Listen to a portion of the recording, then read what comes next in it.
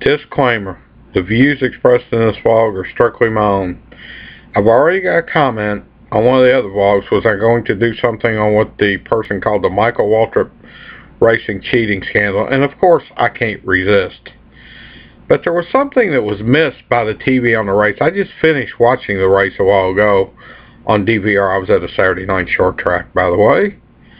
But Brian Vickers apparently on the last green made a pit stop or came through pit road for something. Now, I've tried to... Race View don't give you replays anymore. I used to give you replays where I could have checked it out. And I'm going to link to this transcript from both Brian Vickers' radio and Clint Bowyer's radio late in the race on a website called change.org. And there was even a comment on the Vickers radio, we need that point. Oh, was this to get Joey Logano up one spot to make sure he made the top 10, because Vickers and Logano seemed to be in the same lap after the last caution. So he'd be in the top 10, because if Joey Logano would have fell out of the top 10, he probably would have still finished ahead of Truex in the points and got the second wild card. That being said, let's get to Bowyer. Bowyer running about 15th, already locked in the chase. The only thing that helps Clint Bowyer at Richmond is a win, the bonus points. Running 15th with 7 laps to go, you're more than likely not going to win the race. And there was some, let's say, extremely suspicious radio communications coming Bowyer's way with Newman leading the race. Does your arm hurt? Is it hot in there? Yeah, it's hot in there, and their arms are probably going to hurt after 390 plus laps. So what's the deal? They know what they sign up for. And the next thing you know, the car goes down, Bowyer goes down and turn the car, does a lazy half spin, blows the right front tire. And then when they interviewed Bowyer after the race, he said, well, I may have had a tire going down, or the 88 which is Dale Earnhardt Jr. may have got into me. They showed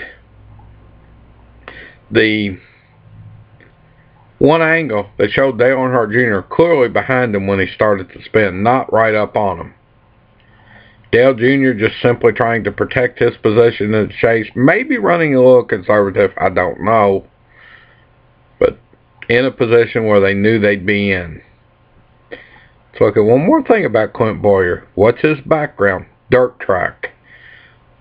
I would think it would be, and I'm no driver, I don't claim to be, I would think it would be fairly easy for Bowyer to throw that car half sideways like that. He also claimed he may have had a tire going down.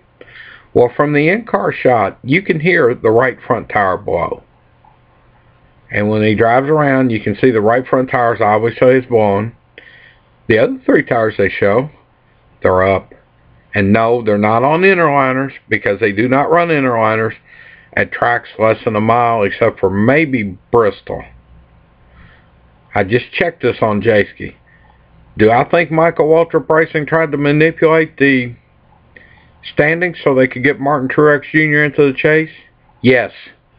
And I'm not the only one. Ray Evernham, Hall of Famer Rusty Wallace, and Evernham should be in the Hall of Fame, both said it looked deliberate. Even Brad Daugherty, fellow Toyota team owner, part owner of a Toyota team, which Michael Waltrip Racing is, said he thought it was deliberate. Now, Dale Jarrett, as expected from someone in the Jarrett family, kind of took the high road, said no, he didn't really say. Andy Petrie was, I think, leaning toward it. And then, on top of that, I just got done watching Race Hub here about an hour ago. Well, Dave Despain said it questioned the integrity of the sport. I 100% agree. Said something to the effect of 400 or 450 points. They ought to dock Bowyer if it's deliberate, but they need conclusive evidence. Larry McReynolds said in 18 years as a crew chief, he never talked to his driver like that. Yeah, I think NASCAR ought to come down hard. I think Brian Patty should be suspended, Bowyer's crew chief. I think Director of Operations Ty Norris ought to be suspended because he was heavily involved in in the Vickers incident. You will see on the change.org I'm going to link to, they've even got a petition up to kick both Michael Waltrip drivers out of the chase. I have not decided if I'm going to sign it because I frankly don't want all their emails. I get enough junk email now. But yes, I think it was deliberate. I think Michael Waltrip Racing is a disgrace. I've lost any of what little use I ever had for Michael Waltrip. I watched Michael Waltrip run in the very early 80s at Whitesville, Kentucky. It's about 100 miles from here, when he was just starting, running dead last in a mini stock. But I am so disgusted with Michael Waltrip Racing now. It's hard, and I know I may get some flack over saying that and I don't really hold anything against Truex, but because he raced, he did what he's supposed to do. But Bowyer, you have lost a lot of credibility. Ty Norris, formerly with Dale Earnhardt Incorporated in its glory days, you've lost all credibility being involved in that. I don't get it. NASCAR, come down hard. And as Dave Despain said, oh, how we miss Wind Tunnel. Dave Despain was on Race Hub. What I wouldn't have given to have Wind Tunnel and Speed Center last night and yesterday. Now, I know I'm going longer than usual with this vlog, but this is so important, and I am so disgusted with the whole deal. It knocked Ryan Newman out of the chase.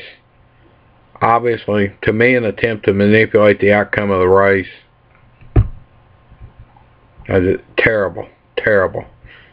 Maybe they ought to kick both Michael Waltrip Racing drivers out of the chase and bring in Newman and Gordon, who would have been in before that last caution, which, in my opinion, was deliberately caused. I believe the words Bowyer was getting were code words. We need a caution.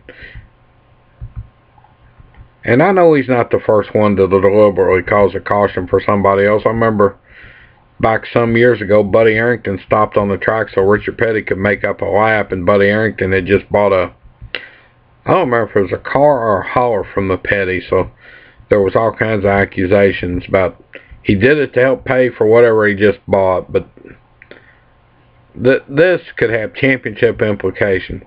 Let's say Ryan Newman or Jeff Gordon scores the most points in the chase, but such as Kyle Busch has done in the past, but they're not in it. Wow. You just cost them the championship. Maybe if one of them does, if Ryan Newman or Jeff Gordon would have won the championship if they made the chase, if they get on a hot streak, which could happen, maybe Stuart Haas or Rick Hendrick ought to sue Michael Waltrip Racing. I honestly believe that. I'm going to end this now, and I know I may get some flack from fans of Michael Waltrip Racing. I don't care. I don't care if you dislike it, but that's just been my take.